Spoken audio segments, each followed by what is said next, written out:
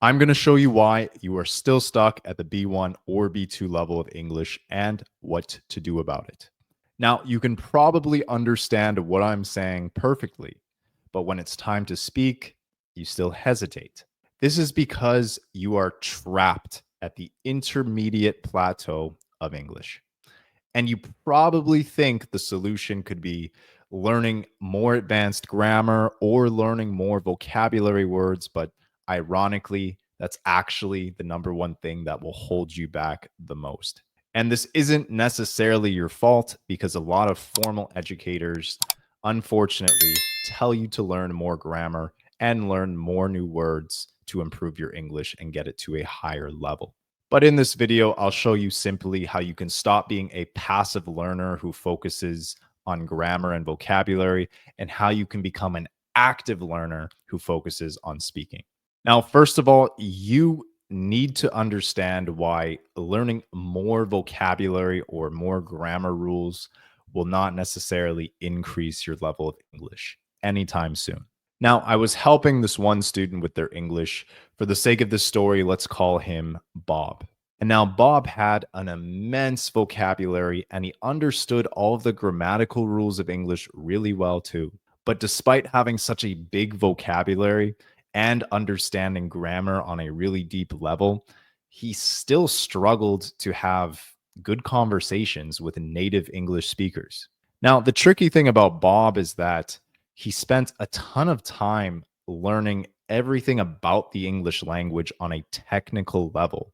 But the problem was that he was learning textbook English and he wasn't doing a very good job of connecting that to real world English. In the real world, native English speakers such as myself will use slang terminology, advanced idioms, and sometimes we will just make up new words in English. So for someone who learned English out of a textbook on a really deep level, like Bob, fortunately, it was really difficult for him to connect with native English speakers on a profound level because he didn't understand how to apply all of the things that he learned to the real world, as opposed to in theory or with a textbook. For example, if Bob was in a very casual or loose situation, he would not know how to apply slang terminology in the right way. Instead, he would be speaking very formally in an informal situation. And the opposite could occur too. Bob would use advanced idioms that were meant to be used for informal situations when he was in very formal situations. And it would just sound very awkward. It would clearly show that English is not your first language and you don't understand the context of the expression or the term that you're using in the particular context. And the reverse would be true. Bob would also use very informal expressions in very formal situations. He simply could not mix and match formal and informal in the correct situations. Now, the moral of the story is that by drilling down and learning a bunch of new vocabulary words and learning the grammar of the English language at a very deep level, that's good, that's cool, but you really need to put an emphasis on learning real world English that you can actually apply and that you can actually use in meaningful ways with real native English speakers. Now, if you're anything like Bob and you're really good at learning new information and maybe even retaining it, but you're not amazing at actually applying it and using it in your everyday speech, then this is the solution for you. And the solution comes down to 3 incredibly simple exercises. They are very easy to do. The first exercise involves role playing with a podcast. The second exercise involves deep shower thoughts, having a conversation with yourself in the shower. And the third exercise simply involves having real conversations in English with real native English speakers, such as myself. Now, let me explain each. For the first exercise, which is role playing with a podcast, you want to really make sure that the podcast is relevant to your specific lifestyle. You want to make sure that the subject of the podcast is relevant to something that you are interested in or something that you are involved with or just something that you can relate to. When you're choosing a podcast, you also want to make sure that it is in the style of an interview, as an interviewer is asking someone a question and the interviewee is answering. Ideally, the podcast you choose should be a conversation that is natural between two native English speakers. And keep in mind that these podcasts do not necessarily need to be long. It doesn't have to take a long time. You can even just find clips, short form 30-second clips of longer form podcasts on YouTube Shorts.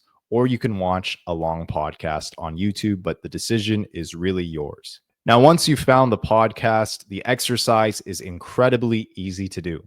Simply listen to the questions that the podcaster asks to the guest on their interview, and then simply answer them as if you were the guest. So, for example, if the podcast interviewer asks, "What is your opinion about politics in the United States of America?" you can answer that question and form your own opinion and try answering it as if you were right in front of the interviewer and you were having a real conversation with them. When you answer these questions, you need to make sure that you are answering them by speaking aloud, or else this kind of defeats the entire purpose. The reason why Bob was so bad at applying his skills when it came to speaking in English, it's because he didn't practice applying them in a realistic way. Bob had good pronunciation and everything. He would use the shadowing technique to develop his pronunciation, but he just didn't understand the right context to use words and expressions because he didn't have enough experience having real conversations or even just observing real conversations, which is exactly what you're going to do with a podcast that is in an interview style. Now, the second exercise, deep shower thoughts. Now, this is also very easy to implement. All you need to do is just the next time you are in the shower or you're taking a bath alone, just ask yourself open-ended questions. That's it. If you don't know which open-ended questions to ask yourself, you can literally just go onto Google and search, what are some good open-ended questions to ask to spark a meaningful conversation? That's all you need to search on Google, or you can ask any AI application the same question. Once you make the search, a bunch of open-ended questions will pop up. You can just ask them to yourself and answer them by expressing your opinion about the question. If you want to keep this extremely simple and extremely easy, the next time you're taking a shower, just simply ask yourself, how was your day and how did it go? How did the things that happened throughout the day make you feel? Just ask yourself simple, very simple, open-ended questions like this, and just practice expressing yourself and answering them every single day when you're in the shower. Again, you need to speak out loud for this to work. If you speak in your head, then when it comes time to speak aloud in person, it's going to feel incredibly unnatural. But if you speak aloud all the time when you're by yourself, when you come into a real life conversation, it's going to feel way more natural and way more spontaneous when you speak in English. The reason for this is simply because you've practiced expressing yourself so many times by yourself that you couldn't forget how to express yourself even if you tried. It will just be natural. It will just become second nature after you've done it so frequently. And this leads to the third exercise, which is the most effective one, which is by having real conversations spontaneously with real native English speakers. Now, if you don't live in an English-speaking region, this is not an excuse because there are tons of free language exchange applications out there on the internet where you can easily connect with other native English speakers. Now, I will say on a lot of these language exchange applications, it can sometimes be difficult to find native English speakers who are serious and motivated to help you. However, if you message enough, I'm sure you'll come across one who's willing to make an honest effort to help you and at least converse with you in the English language. Also, I know that some of you have requested if I could help you personally with your English. I will be releasing some resources sooner than later that will help you with your English. So you can just stay tuned for that. I will eventually announce it on my YouTube channel. In the meantime, I'm going to release a free training video just showing you the exact system that I used and many other people have used to increase your language level efficiently. So if you want to check out that system in the free training, I will leave a link somewhere in the description below or the pinned comment below. So to recap, you're probably stuck at the B1 or B2 levels of English because you put too much emphasis on learning more vocabulary and more grammatical skills, and you're not putting enough emphasis on skills such as speaking that's really going to take you to the next level. In order to improve those important skills like speaking and just general conversation skills, you will need to use one of or all three of the following exercises. Exercise 1, podcast role playing.